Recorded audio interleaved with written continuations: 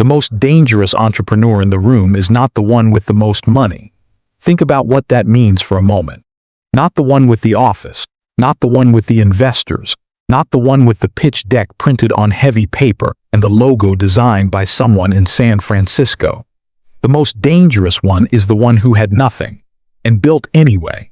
I've been watching business for a long time, long enough to remember when a business was not a brand, not a content strategy, not a funding round. It was a person with a skill, a problem in front of them, and the decision to solve it. I want to talk to you today about something most people believe is a barrier, something they point to when explaining why they have not started, why the idea is still sitting in a notebook on the nightstand, why the thing they were supposed to build is still the thing they are going to build someday. Money, specifically the absence of it. And I want to show you, through everything I have watched and lived and learned, that the absence of money is not the obstacle. It never was. The obstacle is the belief that the absence of money is the obstacle. That belief is the only thing standing between you and what you are capable of building. It is early morning as I write this. The sky outside this window on Farnham Street is the pale gray of a day that has not decided what it wants to be yet. There is coffee on the desk, the same desk I have sat at for decades, and I find myself thinking about the first business I ever ran. I was 11 years old, no office, no capital, no business plan in any formal sense. I had a red wagon, a neighborhood, and the understanding that people wanted things delivered to their doors. I charged a small fee. I showed up every day. I kept every cent I earned and I reinvested it before I spent it. I did not know I was building a business. I knew I was solving a problem that people would pay me to solve. That is all a business has ever been. And here is what I want to give you today. Not inspiration, not a motivational framework you will forget by Thursday. I want to give you something structural, something you can carry with you and apply the morning after you finish watching this. 5 principles. 5 doors that, once you walk through them, change the way you see the relationship between value and money forever. Because starting with $0 does not mean starting with nothing. It means starting with everything that money cannot buy. And that, I have found, is a far stronger foundation than most people ever get to build on. Let me tell you about a woman I knew, a seamstress. She came to this country in 1971 with $40 in an envelope and a sewing machine that had belonged to her mother. She did not speak the language well. She did not know anyone. She had no credit, no network, no collateral. Within 8 years, she had a business with 11 employees, a storefront on a commercial street, and a waiting list 3 months long. I asked her once what her starting capital had been. She looked at me the way people look at a question they find slightly foolish and said, "I started with my hands and a problem I knew how to solve." She had not waited for money to arrive before she began. She had begun, and the money had arrived as a consequence. That sequence, that order of operations, is the first door. Let us walk through it. The first principle is called the skill inventory. Most people, when they think about starting a business, think first about what they need. The website, the logo, the LLC, the business account, the product, the inventory, the marketing budget. They are thinking about the container before they have identified what goes inside it. The skill inventory asks a different question. Not what do I need, but what do I already have that someone else needs? Sit with that distinction for a moment. It is not a small one. Every person reading this right now has a skill that exists somewhere on a spectrum of scarcity. Something you can do that not everyone can do. Something you learned through years of repetition, formal training, or simple obsessive interest that the person next to you would pay to have done for them. Writing, organizing, fixing things, teaching, translating, building, designing, listening, cooking, driving, knowing things about a specific subject that most people find complicated. These are not hobbies.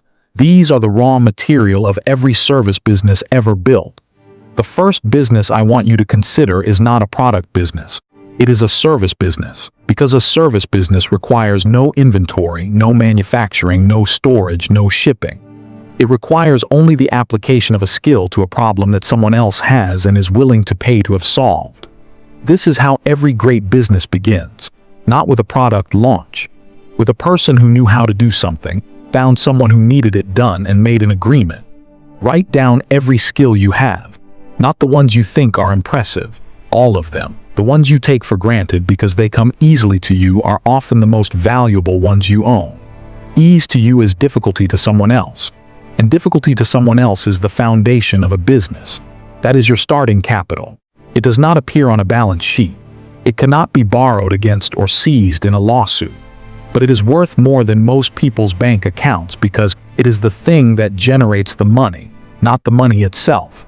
The second principle is called the problem first. There is a mistake nearly every first-time founder makes, and I have watched it happen so many times that I can almost predict it the moment I hear someone describe their idea. They fall in love with the solution before they have confirmed the problem. They build the product. They design the packaging. They register the domain. They tell their friends. And then they go looking for customers and discover, after 6 months of effort and borrowed money, that no one was looking for what they built. The business with $0 cannot afford this sequence. When you have capital, you can buy your way out of a mistake. You can pivot, remarket, repackage, rebrand. Capital is, among other things, the cost of being wrong. When you have no capital, you cannot afford to be wrong in that direction. What you can afford, what costs nothing, is conversation. Talk to people before you build anything. Not about your idea, about their problem. Ask them what is frustrating them, what they are paying for that they wish they did not have to pay for, what they are not getting done because they do not know how or do not have time. Listen more than you speak in these conversations. You are not selling. You are not pitching. You are doing something far more valuable. You are conducting free market research that most funded companies pay consultants tens of thousands of dollars to gather. When you find the same problem in 3 or 4 conversations, you have found your business. Not when you have the idea, when you have confirmed the problem. A solution without a confirmed problem is a hobby with overhead. A confirmed problem with a skilled solution is a business. And you found it for free, in conversations you could have started this afternoon. The third principle is called the first dollar doctrine. I want to tell you something that will feel too simple when you hear it. And I want you to resist the urge to make it more complicated than it is. The goal of your first day in business is not to build a brand. It is not to create a system. It is not to establish a presence or develop a content strategy or build an audience. The goal of your first day is to earn $1. $1 from one person in exchange for one thing you did for them. That dollar is not income. That dollar is proof. Proof that the transaction is possible. Proof that someone found enough value in what you did to exchange something real for it. Proof that the thing you believe you can offer is the thing someone else believes they need. Most people skip this step entirely. They spend months building the infrastructure of a business before they have proven that anyone wants to buy anything. And when the first customer never comes, they have lost not just money but months. The first dollar doctrine says, before you build anything, sell something. Before you have a website, have a client. Before you have a logo, have a payment. Before you have a business card, have a conversation that ends with someone saying yes. I knew a young man once who wanted to start a landscaping business. He spent 3 weeks designing a logo and building a website. Then he went looking for customers and found nothing. A friend of mine told him, put the website away, knock on 10 doors, offer to mow the lawn right now for $20 cash. He knocked on 10 doors. 4 people said yes. $80 in one afternoon. No logo, no website, no business entity. Just a skill applied to a problem at a price someone was willing to pay. That is the whole game. Everything else is administration. Get the first dollar before you build the first system. Prove the transaction before you scale the transaction. The infrastructure will come. The brand will come. The systems will come. But none of them mean anything until you have proven with actual money from an actual human being that the thing you are selling is the thing someone wants to buy. The fourth principle is called the compounding credibility loop. There is a currency more valuable than money in the early life of a business. It is harder to earn, harder to fake, and once you have it, it does the work that marketing budgets do for businesses that can afford marketing budgets. It is called trust, and the way you build it costs nothing. You show up. You do what you said you would do. You do it at the time you said you would do it. You do it at the quality you said you would deliver.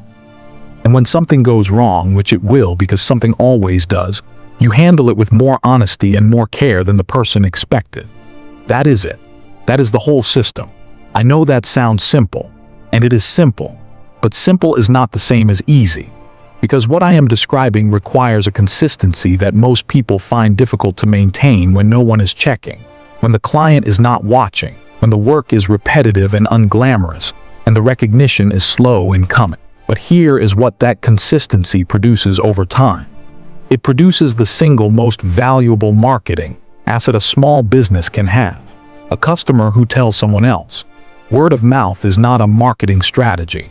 It is the result of a standard of behavior so reliably good that the people who experience it cannot help but tell someone. They tell someone not because you asked them to. They tell someone because what you did for them exceeded what they expected.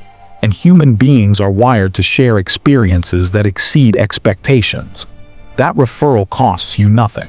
It arrives without a campaign, without an algorithm, without an advertising budget. It arrives because you did good work and someone noticed.